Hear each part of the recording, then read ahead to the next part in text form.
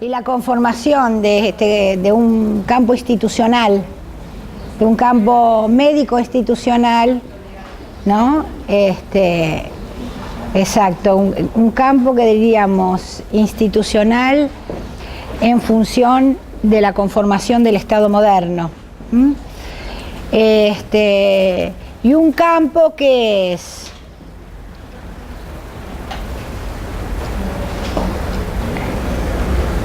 por un lado, que tiene que ver con producción de conocimientos,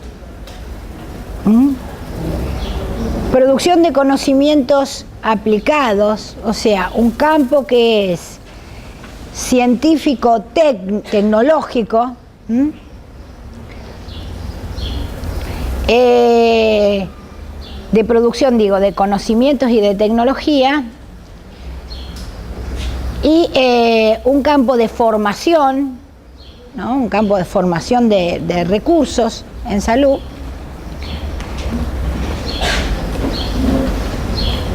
un campo que incluye la producción de ciencia y tecnología, ¿no? Aplicada al tema, la línea de formación, todo lo que es la formación, el sistema de atención, de lo que fuera, y las regulaciones, ¿no? La cuestión normativa específica de promover las normativas y las autoridades, ¿no es cierto?, los organismos de ejecución y control de esas normativas. O sea, es un campo institucional. Y diríamos, estamos usando un concepto de campo, que a mí, en realidad yo hago una mezcla, porque me interesa el concepto de campo de Bourdieu, que lo va a plantear como las prácticas, ¿no es cierto?, desde la acción, ¿no?, como un juego, ¿no?, como un campo de juego, con la metáfora del juego. Todas estas, por un lado, diferentes actores, ¿no?, que disputan, de alguna manera, que actúan en función de una serie, que siguen reglas, ¿no?, que disputan, pero también se alían, donde hay una serie de estrategias de juego, digamos.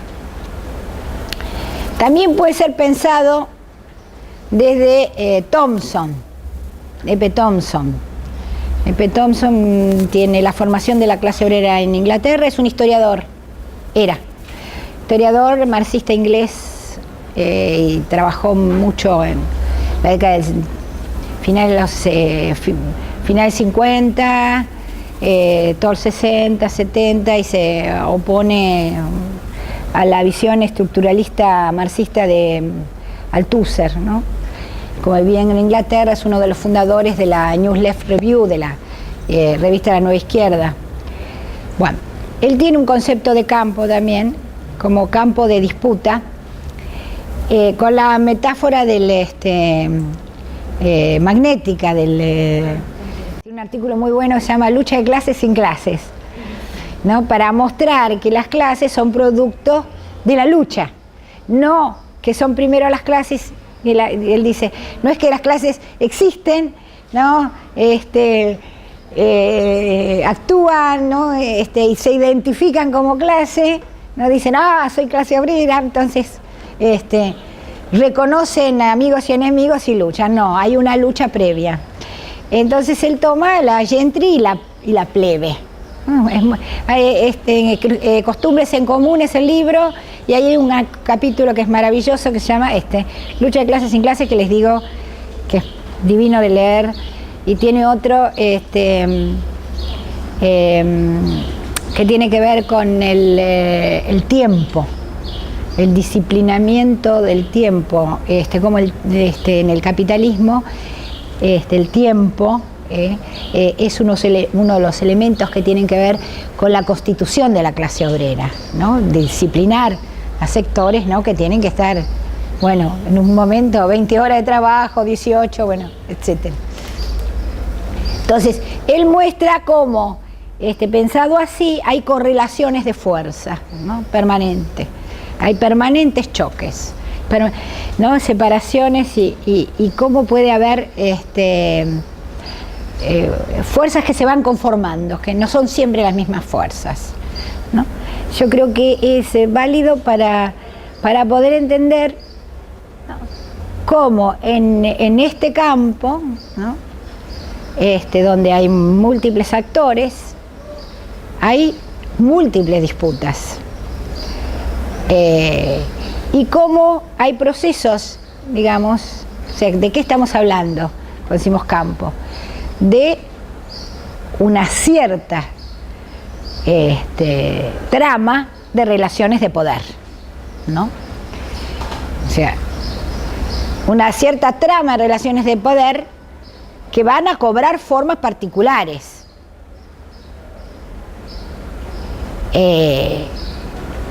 Parte de esa particularidad, ¿no?, y la particularidad no solo tiene que ver con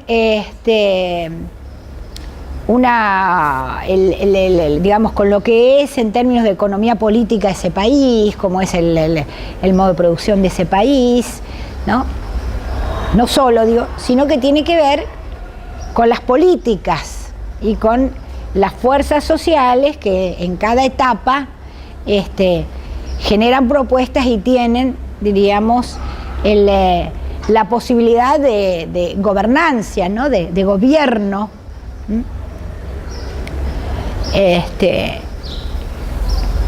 Entonces, el campo se complejiza, ¿no? Acá tuvieron, no me acuerdo, la de medicamentos, o sea, todo lo que es la propia producción, ¿cierto?, de tecnología, ¿no?, la producción de medicamentos, las empresas de producción de salud. Bueno, o sea, lo importante es, para ahora aquí, es este concepto de ver que hay disputas, que puede haber incluso disputas que tienen que ver con procesos de concentración, ¿no es cierto?, económico-políticos, de concentración. En un momento la producción nacional de medicamentos puede ser funcional, ¿cierto?, por más que sea una lucha y totalmente rescatable, puede ser un elemento funcional a ciertos sectores frente a otros. O sea, que la cuestión es muy compleja, ¿no? Y aquí hay una categoría que es la categoría de hegemonía, ¿no?, que es importante para no pensar estas relaciones de poder, ¿no?, o estas tramas como que son tan variables que uno no sabe ni de dónde vienen. No es así.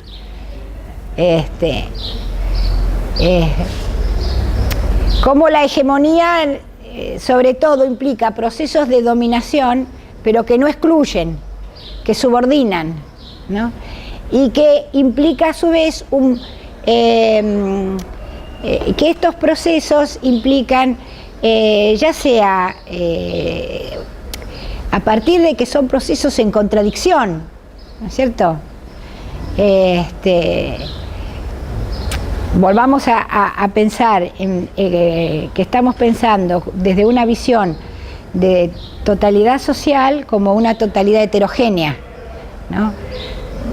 Las sociedades, ¿no?, como heterogéneas, fragmentadas, desiguales, ¿no?, donde, bueno, nosotros pensamos en clases sociales, pero pensamos también cómo la desigualdad social se estructura en forma de clase, cómo esas formas de clase por ahí no son lo que se pensaba en términos estrictos que una burguesía o que una clase trabajadora, sino que al interior de eso hay una complejidad mayor de sectores de clase, al interior de quienes se supone, ¿no es cierto?, son burguesía, la presencia de sectores transnacionales, ¿no? La presencia de grupos de clase dominante que tienen sus contradicciones entre por ahí sectores concentrados del campo con pequeños productores o, bueno, toda esa complejidad, ¿no?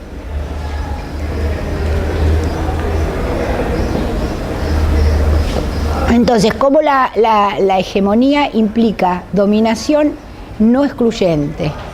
Como la hegemonía es un proceso muy contradictorio que algunos autores dicen genera vacíos, intersticios, formas opuestas de pensar y de actuar, formas de resistencia.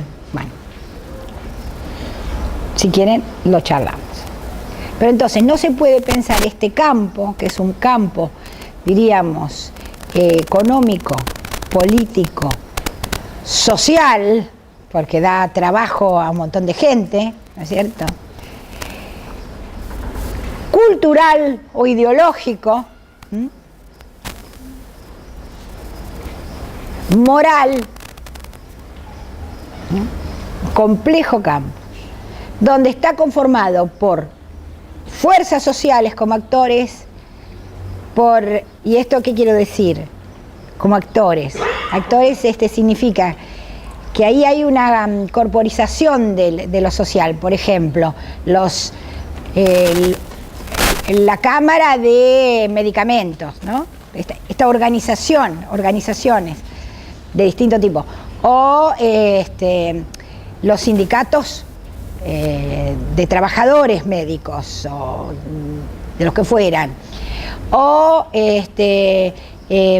la corporación, digamos, o sea, como una fuerza, los científicos del CONICET, por ejemplo, o de todos los institutos científicos del Estado que están haciendo distinto tipo de experimentos, ¿no? Y tratando de producir tecnología, ¿no? O sea, estas son fuerzas sociales corporizadas. Bueno, y el Estado, que no es una entelequia, ¿no? Bueno, también hay que ver qué es lo estatal, me parece que no me voy a meter en eso. Entonces, ¿qué quiero decir? Que aquí, en este campo, se han institucionalizado ciertas formas, ciertos modos, ciertos saberes, ¿no? Y ciertas prácticas, para ponerlos en conjunto, que si uno piensa en términos de hegemonía, no es una producción propia de la medicina, esta que conocemos, sino que ha sido un largo proceso donde cierto tipo de disputa, donde cierto tipo de medicina apropió y expropió y consolidó, digamos, una línea de producción de saberes y prácticas que fue subordinando, ¿no es cierto?, a otras prácticas, ¿no?, excluyéndolas desde el campo de lo legal en algunos lugares, en otros no. O sea, porque tampoco excluyendo de las instituciones, por ejemplo, pero no persiguiéndolas en el nivel de lo privado. O sea, Eduardo Menéndez dice, a partir de una serie de transacciones, ¿no? Por supuesto, aquello que porque hasta la definición de lo legal y lo ilegal es parte de una lucha por la expansión de ese campo.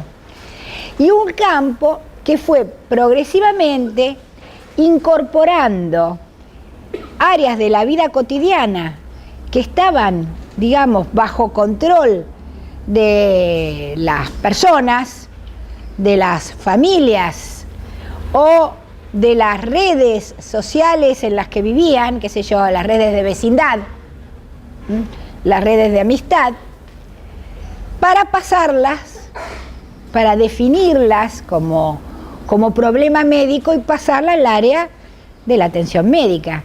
Me refiero, por ejemplo, al nacimiento y el parto, ¿no?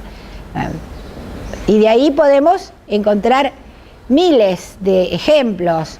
O sea, cuestiones que tenían que ver con problemas del lazo social y lo moral, ¿no? y conocimientos considerados prácticos, ¿no?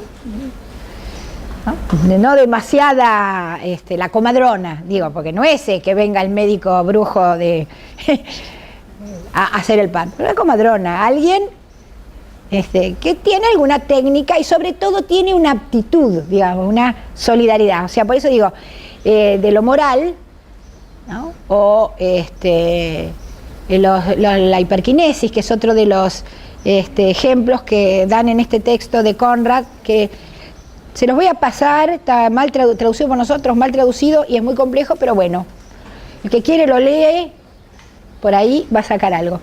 El niño hinchapelota, distraído, ¿no? que joroba en la escuela, ¿no? Esta construcción de la hiperquinesis, ¿no? Y ellos muestran cuál era el contexto en que se produce esta enfermedad.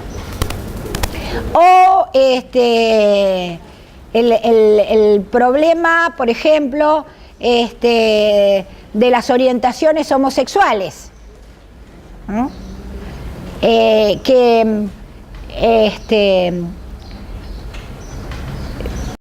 También plantean Conrad, es cómo permanentemente hay una disputa de las designaciones, ¿no? de qué es lo, digamos, qué es el problema, ¿no?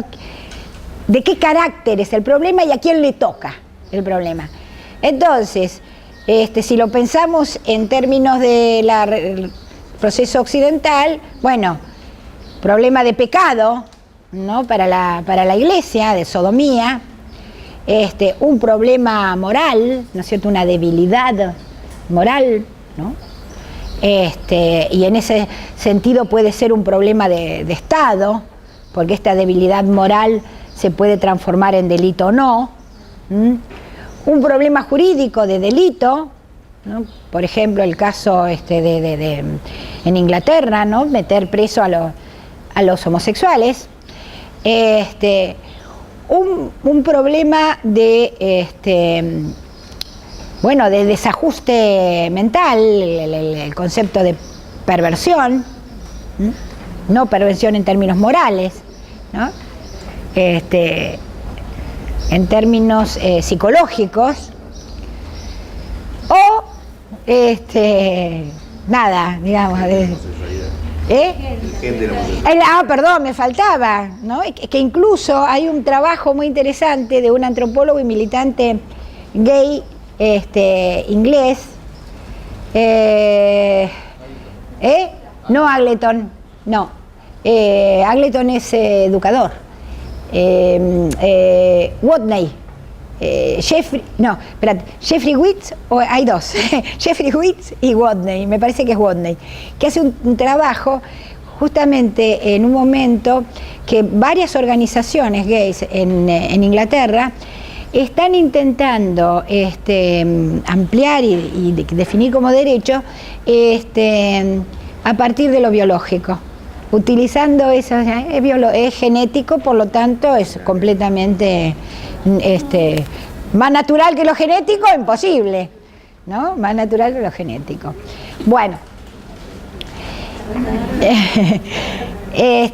y lo que quería decir es esto también, cómo este campo se va expandiendo. Hay unos trabajos muy interesantes de cómo la medicina en su expansión, el discurso científico, ¿no? Va a cobrar la forma de un humanitarismo frente a otros modelos, porque aquí el tema es, estamos frente a lo que para nuestro sistema es la desviación. La anormalidad es una desviación, ¿no? Comillas. Entonces, frente a esto, ¿no? La Iglesia, bueno, lo considera de tal manera y lo castiga.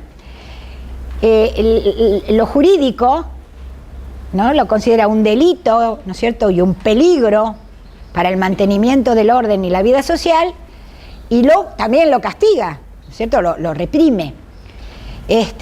La ciencia médica, ¿no?, con su razón, etcétera, etcétera, como digamos, y sobre todo el modelo de la biología, ¿no?, un modelo científico fuerte, permite resolver el problema sin castigar, se supone. A partir de ahí hay una discusión, bueno, hay varias. En principio, de los sectores críticos dentro de la medicina que muestran todo lo que tiene de represión el hospital, ¿no?, y la internación y la relación médico-paciente, bueno, todos los estudios críticos que podamos encontrar.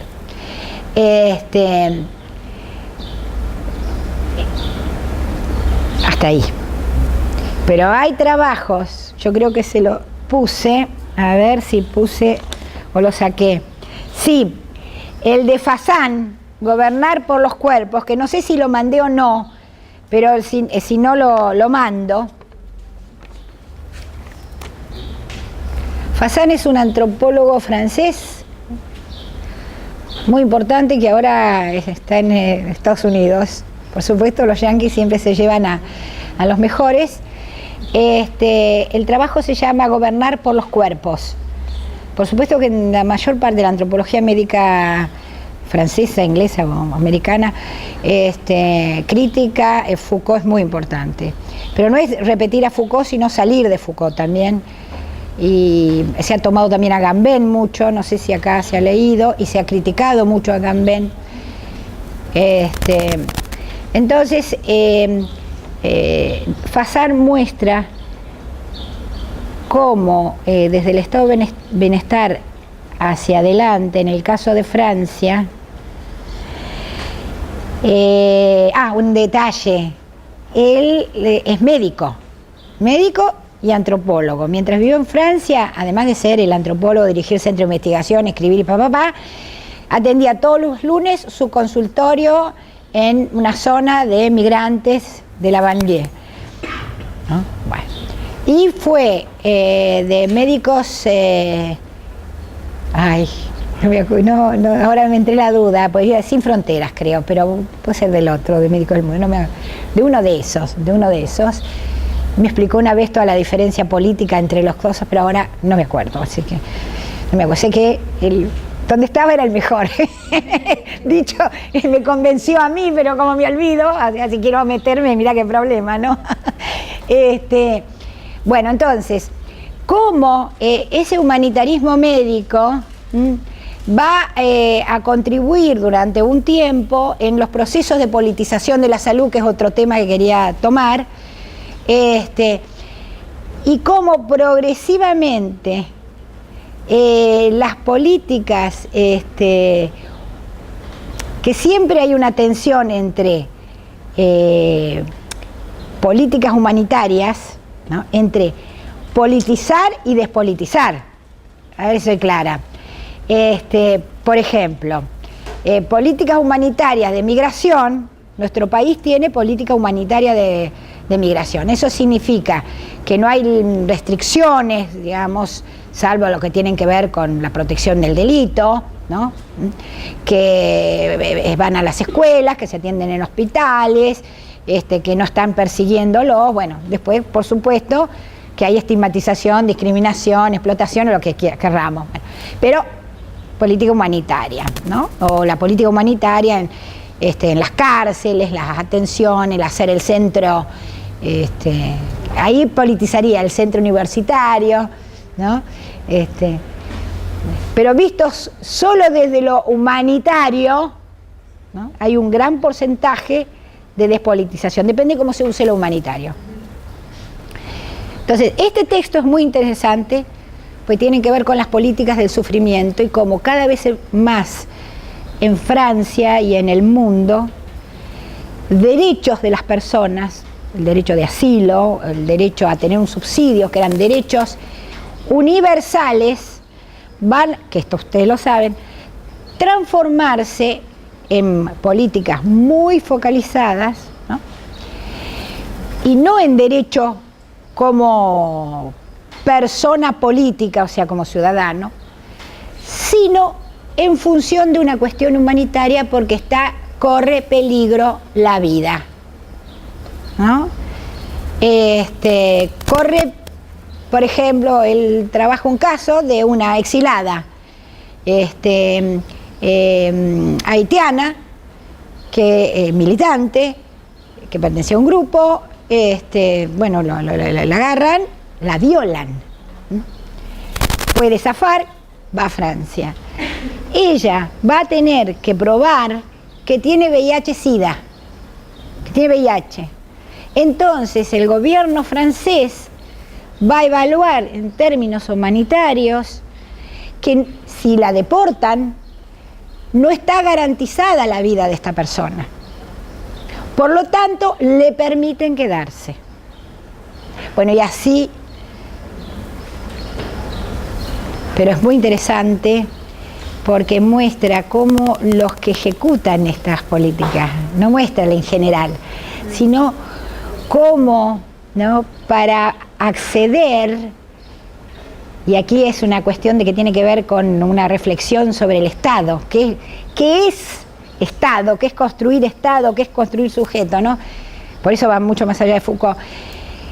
Cómo son empleados, son trabajadores sociales, ¿no?, los que operan esa política, los que tienen que seguir esos pasos, los que tienen que tomar una cuestión de decisiones con esta persona, con los que dialogan, cómo esta persona va a tener que hacer una carta cuando la carta no sirve para nada, ¿no?, porque hay que hacer pruebas objetivas, ¿no?, pero le hacen hacer la carta, la van interrogando, ¿no?, en todos esos pasos, ¿no?, cómo van construyendo realmente esa excepción, ¿no? Digo para pensar, vemos las tensiones de los trabajadores sociales, cómo muchas veces van pasando los pasos, ¿no?, aquellos que tienen sensibilidad, las situaciones emotivas, digamos.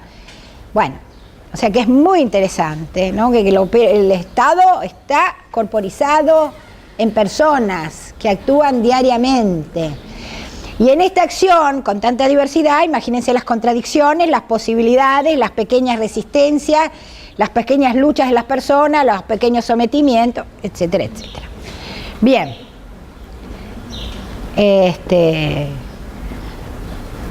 Quiero decir algo más. Digo, porque además ya está, quiero que ustedes hablen. Entonces, para lo que me interesa,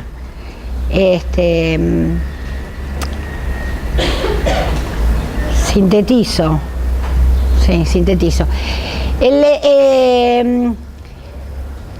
Aquí hay un tema que es importante y que es que en nuestro mundo, en relación a la salud, hay, ¿no es cierto?, un modo, ¿no?, hay una serie de un saber y saberes y prácticas hegemónicos, que es esta biomedicina, ¿no?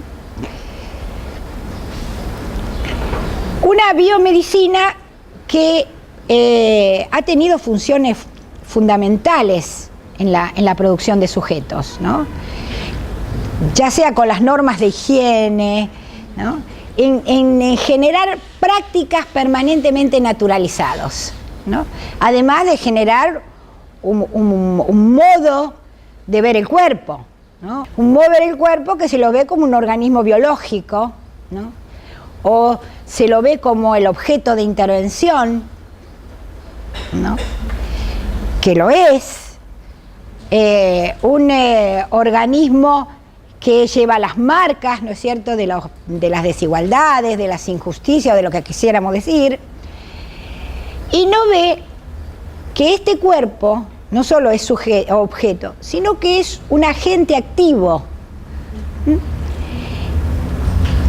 Que el cuerpo tiene toda una serie de elementos que tienen que ver con las percepciones y las emociones, ¿no? Y que no hay conocimiento, esto de lo pensado como cognitivo, como idea, que esté separado de esas percepciones y esas emociones, ¿no? Que es más, y aquí estoy utilizando una visión, que es una orientación que es la fenomenología, ¿no? Que es Merleau-Ponty, elementos de Sartre, desde la fenomenología, bueno, Agamben,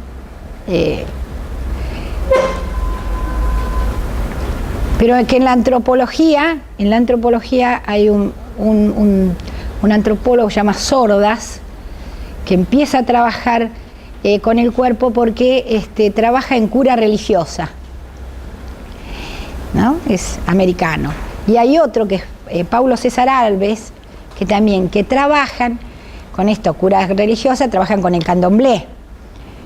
O sea, acá hay digamos, en realidad, la historia más larga del trabajo de la antropología médica era con esto, con estas terapias que se supone aparecen como religiosas, o como aparecen como algo, sí, porque en el caso de los tobas son médicos, no son chamanes, pero en otros grupos no hay una distinción, ¿no?, entre médico y chamán. ¿Se entiende esto? O sea, la religión no está separado del conocimiento, o no está separado incluso de lo político, o sea, no está separado. Bien, entonces digo, este cuerpo que es agente de la experiencia, o sea, que conocemos a partir del cuerpo, y lo que conocemos, ¿no?, es con un área que, bueno, que está, o sea, hay muchísima producción sobre este área, que es la percepción, y la relación entre percepción y aquello que se formula como una categoría ya, ¿no? Y en la percepción están todos los sentidos, ¿no? Aprendemos con los oídos, con los ojos, con el tacto, bueno, como digamos, la experiencia es de la gente, la experiencia social, ¿no?, es una experiencia corporal, ¿no? La experiencia de interacción con otros es interacción, ¿no? Bueno, eso quería decir. Y quería decir algo que se me fue. Bueno, listo, incorporar el tema de la percepción. No, quería cerrar con esto. Que en los saberes, entonces, cuando pensamos en los saberes, tenemos que pensar en un proceso articulado de percepción, categorización quiere decir de construcción de conceptos, ya sean más generales, más particulares, más técnicos, y de significación, que está todo junto, de sentidos. Entonces, que en el caso del campo médico nos vamos a encontrar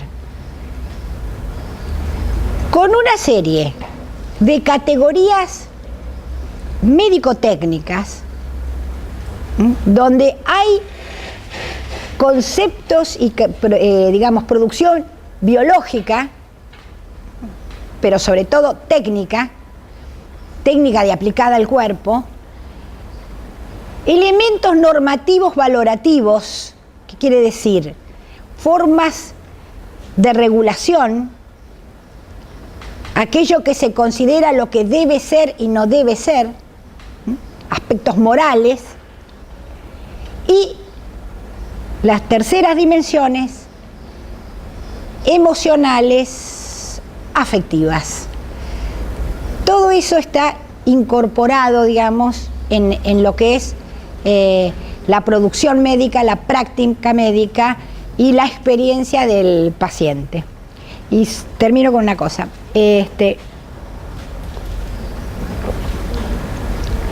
Uno de los desarrollos más recientes tiene que ver con la producción de dos antropólogos americanos que están en el mundo anglosajón, por supuesto, Biel y Petrina. Petrina, que es la mujer, trabajó sobre Chernobyl. ¿Qué pasó? ¿No? Es antropología médica. A partir de Chernobyl, bueno, hizo un trabajo de campo con los damnificados, las reconstrucciones, etc. Y siguió, y él trabajó con VIH-Sida en Brasil. Y van a proponer una categoría que se llama ciudadanía biológica. O sea, ellos toman el concepto de biopoder de Foucault, bueno, me falta esto, que para terminar, el concepto de biopolítica, como a partir del siglo XVII en adelante y sobre todo a partir del XIX, la forma de Estado tiene una forma política que es de gobernar por la vida, o sea, de regular la vida, de promover la vida, bueno, Foucault lo desarrolla, lo relaciona con el surgimiento del capitalismo y la formación de una fuerza de trabajo que necesita, ¿no es cierto?, que haya, o sea, que la gente no esté desnutrida, y con la guerra, que es como, y bueno, a partir de ahí como se genera una serie de disciplinas, ¿no es cierto?, desde lo que es la medicina, la salud mental, ¿no es cierto?, la psiquiatría, bueno, la antropología, lo que fuera, que tienen que ver con explicaciones sobre la vida, que el poder, va a decir él, el poder, bueno, que además no está en un lugar, sino que circula por todos lados, etcétera, etcétera, bueno, a través de dos mecanismos, que no lo voy a decir, pero digamos, cómo el terreno donde va a operar este poder es el terreno de la vida, de las poblaciones, y de la especie de las poblaciones. Y desde ahí va a ir en un proceso, a través de esta disciplina, produciendo subjetivación, digamos, como sujeción y como actuación, digamos, porque él va a decir, ese terreno, ese espacio donde se dirime el poder, ahí sobre la vida, es ahí donde va a aparecer la resistencia, ¿no? Ahí es como las poblaciones, los trabajadores van a ir disputando el poder, luchando por menos horas de trabajo, por mejores condiciones, por, qué sé yo, vivienda. Ahí, en términos de la vida, entonces algunos van a plantear, la vida se politiza, ¿no?, pensando en la zoe, el término político de vida de los griegos, ¿no? El bios y el zoe. El zoe es la vida en términos políticos, la vida en términos de derechos, de orden social y político. Pero a su vez, digamos, la bios es la vida en términos exclusivamente de biológicos. Cuando se separa bio de zoes, diríamos, se despolitiza. Cuando se junta, se politiza. Entonces, ¿qué hacen Petrina y Biel? Están tomando también a Agamben. Van a plantear cómo, en los casos de Chernobyl, y van a criticar a Agamben, y en los casos de las personas con VIH en SIDA, cómo hay la construcción de una ciudadanía biológica, cómo a partir del problema del cuerpo, ¿no?, qué sé yo, van a generar una lucha por derechos. O sea, cómo a partir del problema de salud o del daño en el cuerpo, o sea, no solo van a, bueno, perdí la casa, ¿no?, sino que lo van a hacer desde la vida, ¿no? Entonces van a proponer ciudadanía biológica, cosa que a mí no termina de gustarme. Yo todavía no terminé de escribir, pero estoy haciendo un artículo en contra, aunque uno puede pensar, pero la categoría es confusa, porque además,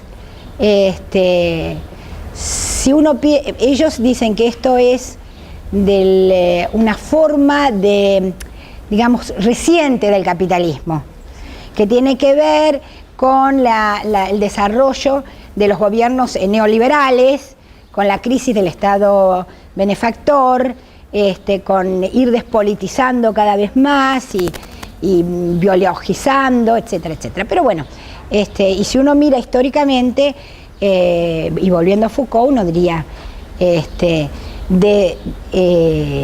no es que se está planteando una ciudadanía en términos de lo biológico, ¿no?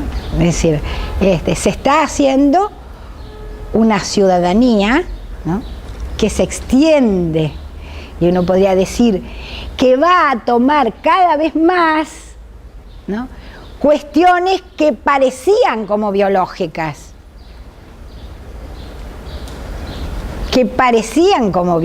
si uno dice el género, ¿no?, la sexualidad, es una construcción que la sexualidad es biológica. Entonces yo no podría decir que la lucha, ¿no?, política por extender la ciudadanía a cuestiones de sexualidad tiene que ver con y que es una politización de lo biológico. No, es volver a separar y pensar lo biológico como fuera de la cultura, como fuera de lo social, ¿no?, como un orden natural y que no se sabe por qué cambios, digamos, cómo se transforma. Nuestra biología se ha transformado, y se ha transformado no por fuerzas naturales fuera del mundo de la vida social, ¿no? Bueno, y con eso termino, sí o sí. Así que empiecen a preguntar.